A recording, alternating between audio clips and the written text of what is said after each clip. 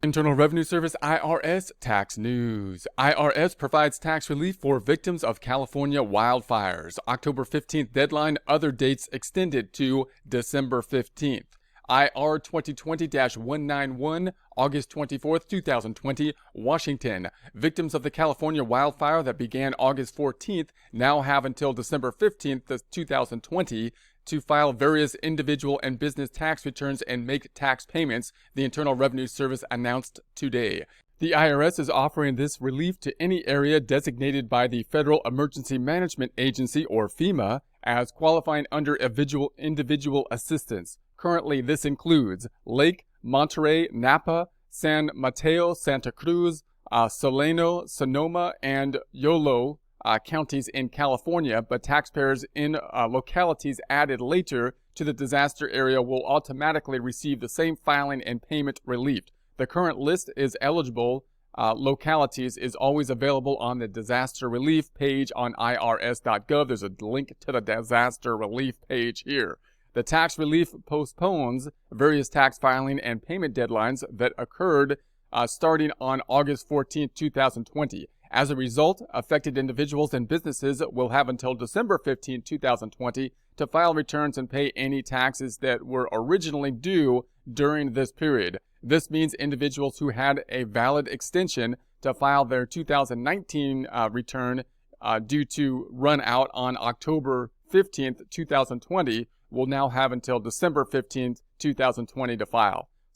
So you'll recall the 2019 tax returns, the original deadline got pushed out from April 15th to July 15th. And then if you filed an extension by July 15th, you have until October 15th. And so that's going to be the deadline that's going to now be pushed out for individuals that qualify here until the December. So this means individuals who had a valid extension to file their 2019 return due to run out on October 15, 2020 will now have until December 15, 2020 to file. The IRS noted, however, that because tax payments related to these 2019 returns were due on July 15, 2020, those payments are not eligible for this relief.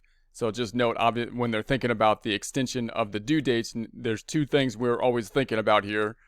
When the return is due and when the payments are due. So they're extending the due date for the return to be filed, which could help and alleviate penalties and interest related to late filing of the return. But the payments were already due before that deadline because they're due when you file the extension in July. So it looks like they're not going to be given the relief on the payments in this circumstance. Okay, back to the text. The December 15th, 2020 deadline also applies to quarterly estimated income tax payments due on September 15th, 2020, and quarterly payroll and excise tax returns normally due on October 31st.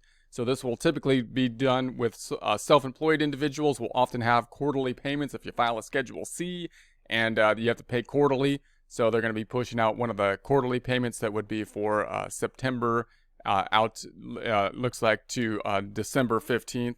And then certain payroll items, which of course would be there for business purposes as well, recording the payroll tax returns like the 941s. So back to the text. It also applies to tax-exempt organizations operating on a calendar year basis that had a valid extension due to run out on November 15, 2020. Businesses with extensions also have the additional time, including, among others, calendar year corporations whose 2019 extension run out on October 15, 2020.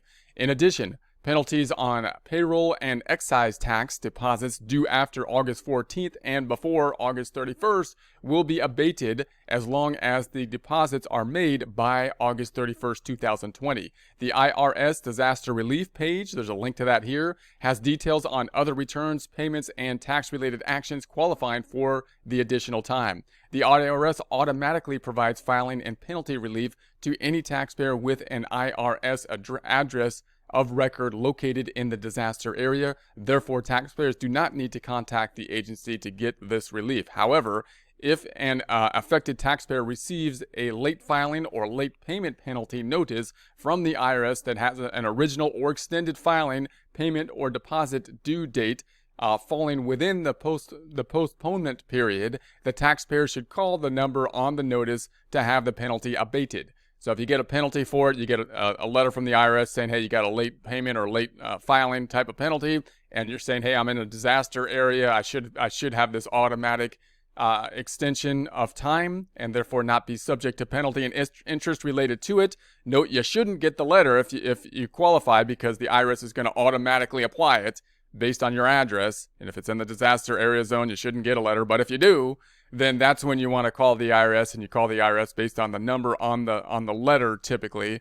If you have any questions on the legitimacy of the letter, you might want to go to the IRS website directly if you think it's spam or something like that. But you typically, if you call the item on the letter related to the penalty, then you may be able to get it abated in that situation. But again, they should do it automatically. You shouldn't get a letter if you're in the address zone that's affected by this. So in addition, the IRS will work with any taxpayer who lives outside the disaster area but whose records necessary to meet a deadline occurring during the postponement period are located in the affected area. Taxpayer qualifying for relief who live outside the disaster area need to contact the IRS at 866-562-5227. This also includes workers assisting the relief activities who are affiliated with a recognized government or philanthropic organization. Individuals and businesses in a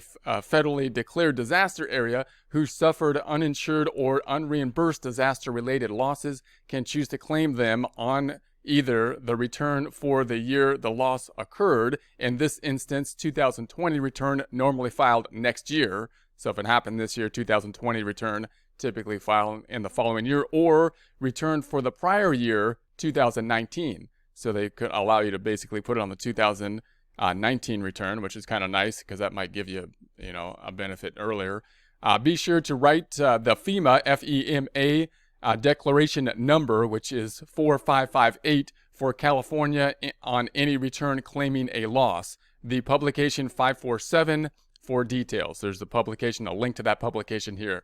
The tax relief is part of the coordinated federal response to the damage caused by wildfire and is based on local damage assessments by FEMA. For information on disaster recovery, visit disasterassistance.gov. There's a link to that here. There'll be a link to this in the description.